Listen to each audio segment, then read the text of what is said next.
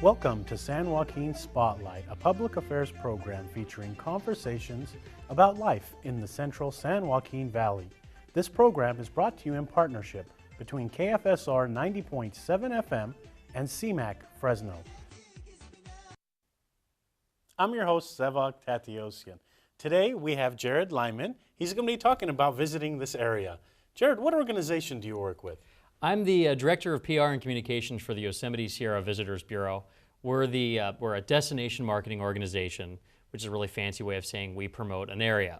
The area we promote is all of Madera County and the southern gateway region to Yosemite, the Highway 41 corridor. And as I said, we're responsible for all of Madera County, as well as that southern gateway region to Yosemite. And what a lot of people don't realize is there's a lot of stuff to see and do throughout that area. Even people from here don't realize how much there's to see and do in their backyard. So I really appreciate the chance to come here and share that with all your viewers and listeners and tell them everything we have going on. You're very welcome. And one of the things we always hear in this area is there's nothing to do here. There's nothing to do here. So you actually oversee different things. I'll tell you what, that statement that there's nothing to do here couldn't be more wrong. And I can tell you both from that promotional standpoint and from the fact that I try to schedule things and can never find an open time, there's always something going on. And there's just so much to see and do in this area. And what we do is we promote what we call the Fossils to Falls Trail. That makes, so many people go to Yosemite, and we'll get so many people who stop at the visitor center on the way up to the park or on the way back. And especially on the way back, they'll say, God, I wish I had more time because I didn't know there was all this other stuff to see and do. So we promote this journey to show the people it's not just the destination, it's the journey. It's the entire trip. Don't just drive from wherever you're going from, hit the park, and then go home. There's so much to see and do on the way up there that you can make the whole destination, the whole trip, I should say, fun and exciting. So the other day there was a visitor in Fresno from Washington, D.C., and I had the opportunity to actually drive her to the airport. And one of the things she said is, I didn't realize you're close to Yosemite. And I told her, why don't you go up there? You'll be done by an hour and come back. Did I give her correct advice? That you kind of undershot that one a little bit. She probably got about halfway there and go, oh, I'm in trouble. From Fresno to the Southern Gate, you're looking at about, an hour and a half, give or take a little bit, probably more time too, before you hit the Southern Gate of Yosemite. And then what a lot of people don't realize, even people who live here, Yosemite is the size of Rhode Island. I mean, that's incredible. Yeah. So we're talking a huge area. Yeah, I mean, it's the size of a state. A small state, but it's still the size of a state. It's still bigger than some European countries. So there's a lot of stuff to see and do inside the park as well. People kind of expect, they pull up at the gate and expect to see everything right there, and that's just not the case. You could spend a week exploring all of Madera County and then another week inside Yosemite. There's so much more to the park than just Yosemite Valley, what a lot of people associate with Yosemite. But really, that's only 5% of the park. There's so much more outside of that, and that's another thing that we do, and we work with the National Park Service to do that, is to showcase, so many people go to the valley, but step outside the valley, see some of the other things, and we can kind of get those crowds out the area and see everything else that Yosemite has to offer. You mentioned South Gate, and where exactly is the South Gate, and then is there like a North Gate as well? Yeah, the South Gate is north of Oakhurst, just north of the town of Fish Camp. Okay. It's located right there, just about 2 miles out from the Mariposa Grove of Giant Sequoia. When you hit that gate, if you make an immediate right, you go up to the Mariposa Grove of Giant Sequoia, hang a left, that takes you into the rest of the park. That's the South Gate. There's actually 4 gateways. You've got the 140 entrance that's outside of Mariposa. You've got the 120 entrance, that's also known as the east entrance, and then the Tioga Road entrance over on the east side. That's a seasonal one, though. That's the one that they have to clear the road every year, that Tioga Road, before people can get in and out. In the winter, should we worry about snow? I mean, is there an issue getting inside the park? You always want to check for road conditions in the winter, and you always actually want to have chains in your vehicle as well. That's something that they will check on. They will ask you if you have chains when you get to the Southern Gate, or any gate, I should say. You are required to have them in your vehicle at any time, because at any point in time, chain control could go into effect. There's numbers you can call for road conditions. You can also call us at the Visitors Bureau. We will give you the latest road conditions and help you out on anything like that. But it's always important to check on that, especially anywhere in the mountains, because that's one of those things is the weather can just change like that. How about traffic? I mean, one of the things that during busy season you'll get is traffic anywhere you go. But in the off season, like right now, let's say I was to drive up to Yosemite right now, would I hit traffic? You know, on the winter or on the weekends, I should say, you're going to start getting to see more people up there. Schools are getting out now. We're really starting to hit the peak of that summer season. So you're going to find more traffic. We advise people who are going to Yosemite during the summer to try to go on the weekdays if they can, or go earlier in the morning to beat that rush of everybody going through. One of the other options is to take a tour company. We have actually a few tour companies in Madera County that offer some great opportunities. And one of the best things about that is, one, the poor person stuck driving the car up to Yosemite, he actually gets to enjoy the tour as well. He's not busy watching the road. He gets to see, or he or she gets to see everything there is. But also, you're going to learn more about the park. Being up there, I've learned so much more about the park. But every time I take one of these tours, I always come away with a couple or three new facts about the park that are just amazing. I mean, there's so much to learn there, so much history, so many points of interest that those tours really, you come away with something special. I'm going to put you on the spot and ask you something people don't know about the park. Something people don't know about the park. Wow, there's so much about the park. There's actually one of the spots in Yosemite, a lot of people drive right by it, they miss it.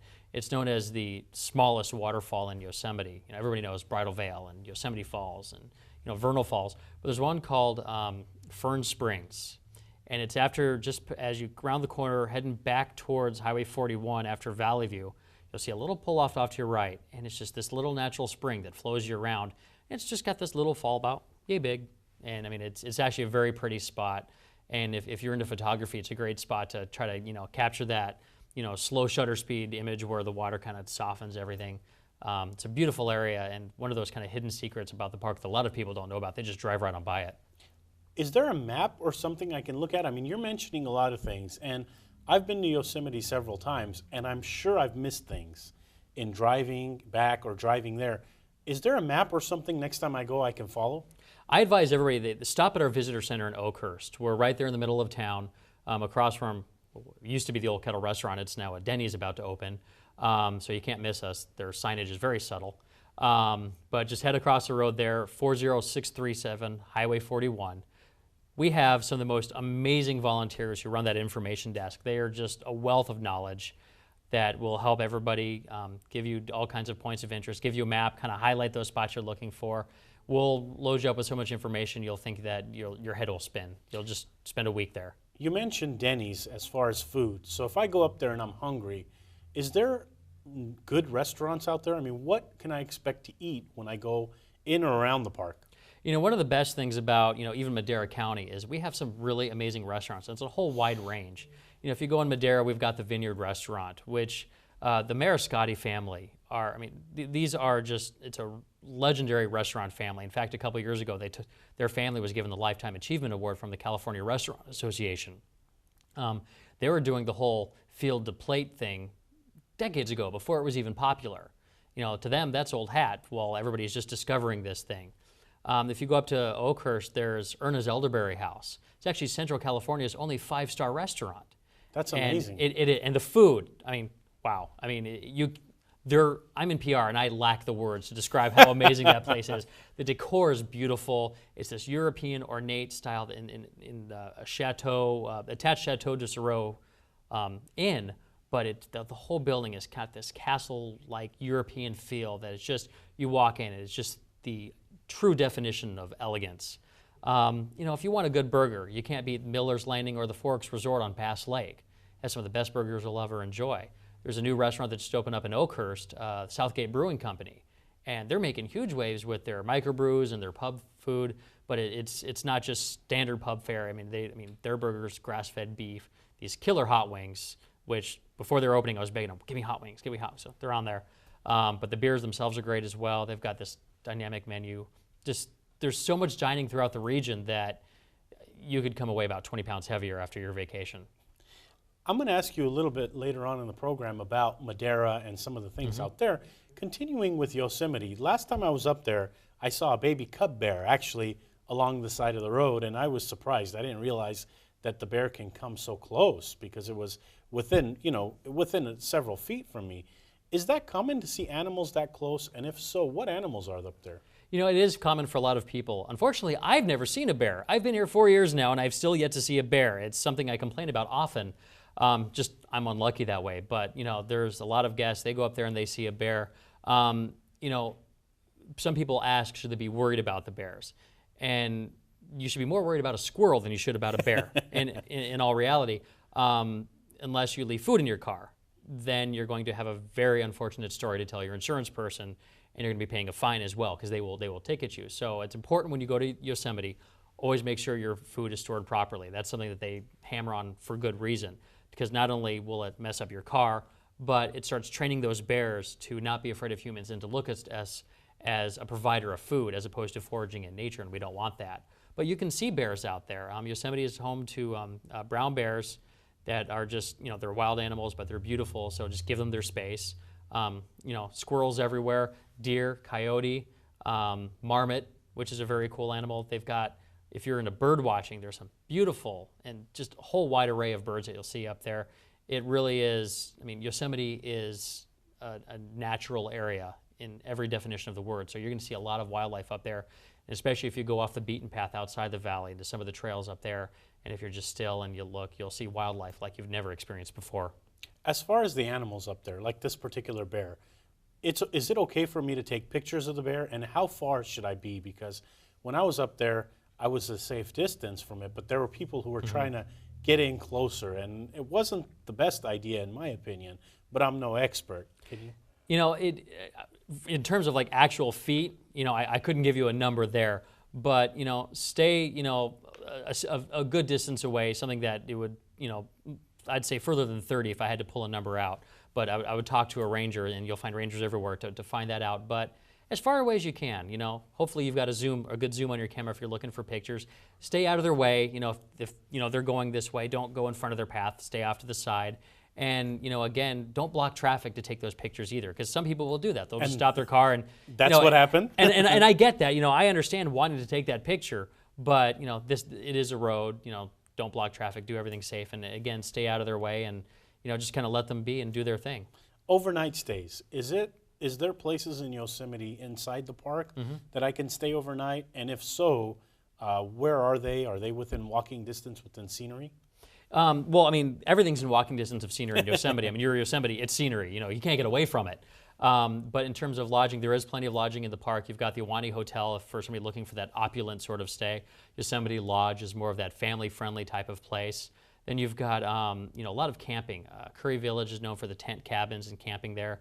Campsites in Wawona along the Merced River, which is just gorgeous. And then the Wawona Hotel itself. There's the Redwoods in Yosemite, which are vacation homes in Wawona. So there's a lot of lodging options inside the park, but with 4.1 million people going to the park every year, obviously there's not that many rooms. So a lot of that lodging spills out into the gateway communities, such as Madera County, which is where we come in and where our funding comes in. So there's options all throughout that whole area, and again, hitting that whole budget option from family economy looking to save a couple bucks to somebody looking to have that vacation of a lifetime. You're touching on an area I was going to ask you about, and is Yosemite good for our economy locally? Yosemite is not just good for our economy locally, it's vital. Yosemite brings so many dollars to this region that it is a vital part of the Central Valley economy. There's a reason why it's called the Fresno Yosemite International Airport. So many people are flying into Fresno, not just for Fresno, but to go see Yosemite. I can't pull the figure off the top of my head, but there are some studies that have been done, and the economic impact of the park is just astronomical, in the tens of millions of dollars, if not more, for this area. And that's all money that is, people look at economic development, but tourism is one of the purest forms of economic development, because every dollar spent here is a new dollar that wouldn't have been in this economy otherwise. So that new dollar coming here helps so many other businesses and families just to make a living. We hear a lot of time that people go hiking in Yosemite. Is there hiking trails, and how long would I have to stay if I wanted to hike from the bottom to the top? That's one of those amazing things, because Yosemite has just almost countless number of hiking trails from every skill level to, we can do like the Mariposa Grove. You can see most of the attractions inside the Mariposa Grove in a real simple hike. My daughter was 5 when we first moved here. We did that hike, and we came from the desert of 500 feet above sea level to Mariposa Grove to between 5,000 to 7,000 feet, and we did that no problem. So I mean that, there's simple hikes there, or to Lower Yosemite Falls, which is just a quick walk, to more strenuous hikes like Half Dome. You have to get that permit through the park to go up there. That's a full day trip. Even the most able-bodied hiker, that's going to be a full day trip because you're looking at a lot of distance there and a lot of climb and then back down. But Yosemite has a whole gamut of hikes from novice to expert, and all are going to take you to some really beautiful areas. Let's shift gears and talk about Madera, because you promote other areas, not just Yosemite. So talking about Madera, which is just up the 99 or the 41, is there stuff to do in Madera? There's stuff to do all throughout this region, and I love talking to people. We go to shows, throughout the Central Valley and beyond, and it's great to talk to people and let them know what's in their own backyard that they may have missed. The Fossils to Falls Trail that I touched on briefly is more than just something for visitors coming from out of state or outside the area. It's something you can do, kind of that staycation, something for the summer. You just want to get out of town for a day trip. It starts up in Chowchilla with the Fossil Discovery Center up there. That is an amazing museum with the fossilized remains of prehistoric mammals. About 700,000 years ago, you've got Columbian mammoths, saber-toothed tigers, Harlan ground sloth, these massive animals. The short-faced bear, which was the largest bear to ever walk the earth. It stood over 12 feet tall on its hind legs, could run about 40 miles an hour. That's a big bear. Yeah, I would not want to have that thing charging me. Although I'm guessing at that size, at 40 miles an hour, probably couldn't corner very well, so you just sidestep and just watch them tumble. But I still wouldn't want to test it. No. But, they have these on display right there, and it's just this massive bear just standing over you, and as you stand beneath it, you kind of feel, wow, I'm small. But the really coolest thing about that is all those animals, the remains of all those animals, were found right there on site at the Fairmead landfill. Back in '93, I think it was, they were digging a new spot of the landfill. Somebody moved some dirt, and they found what they thought was a tree root. And they, call over the foreman and say, "Dude, what's that?" And they look, and turn out it's a bone. So they call in the paleontologists, and they said, "Oh, what you have here is a mammoth tusk," and they have this whole mammoth tusk. Probably won't find much else. We'll just be here a week, 2 weeks tops. 20 some odd years later, 40,000 fossils later. That's incredible. It's the largest Pleistocene era fossil bed in the western half of the United States. It's much larger, with animals much older than even the La Brea tar pits. And again, that's something that's right here in our backyard that a lot of people don't realize. And it's an amazing experience. The things that you get to learn, they have all kinds of great stuff, and they're constantly adding to it. So it's a really great start for that Fossils to Falls Trail. The people in the valley, or the people in Fresno, who haven't gone up and seen the fossils or Yosemite, are they missing out? Missing out is putting it mildly. There's so much to see and do right here. It's one of those things, again, you said earlier, there's nothing to do. You're just not trying hard enough. There is so much to do. You shouldn't be bored. There's just no reason to be bored out here because we have so much fun stuff. We're really lucky to have so much right here at home.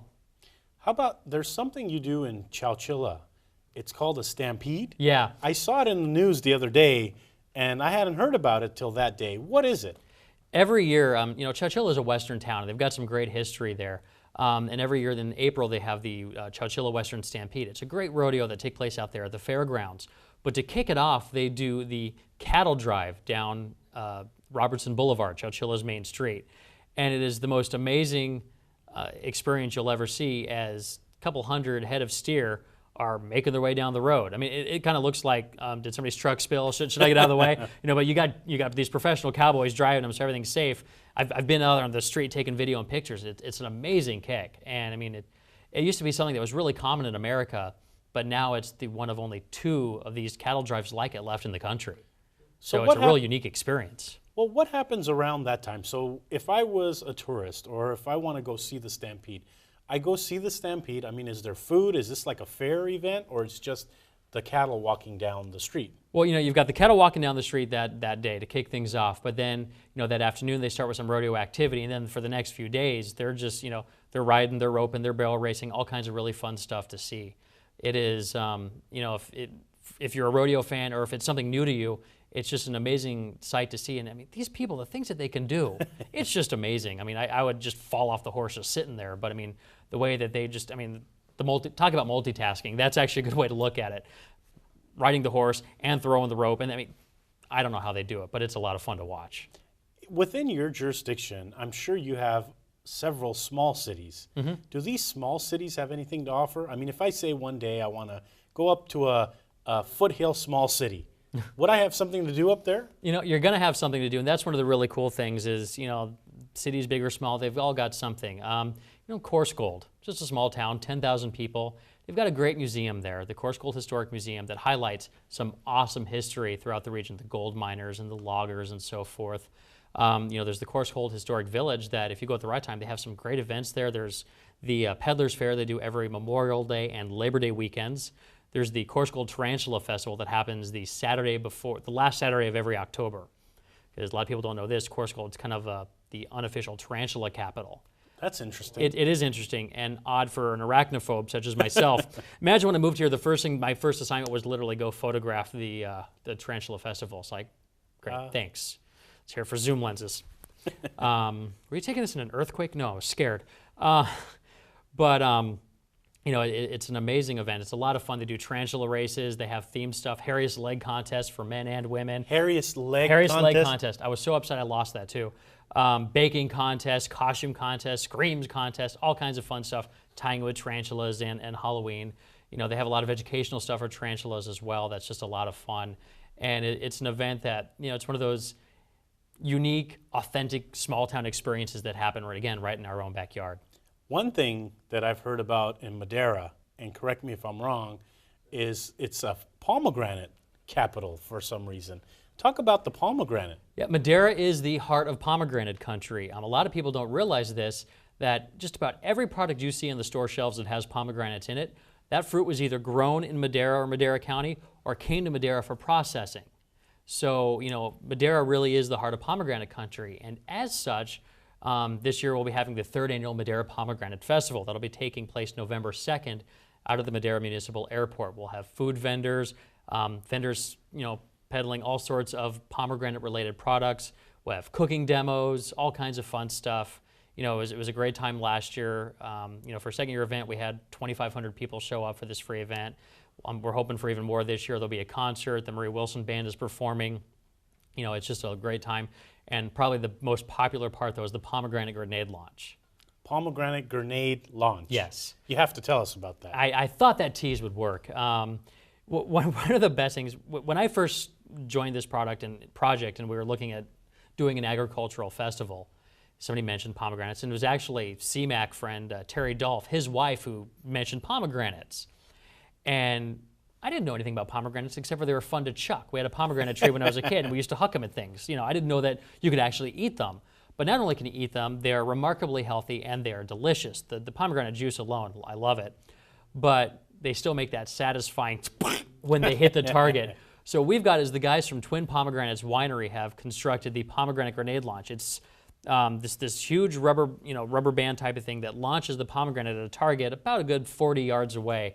And it's not as easy to hit as you'd think, but when you do, gotta love that sound. It's great. And it makes the splash, I bet you. It does. It just makes a mess. You can actually see a little bit. We did a parody video last year with last year's Madera Mayor Brett Frazier called Pomegranate Rock. It was a parody of Party Rock.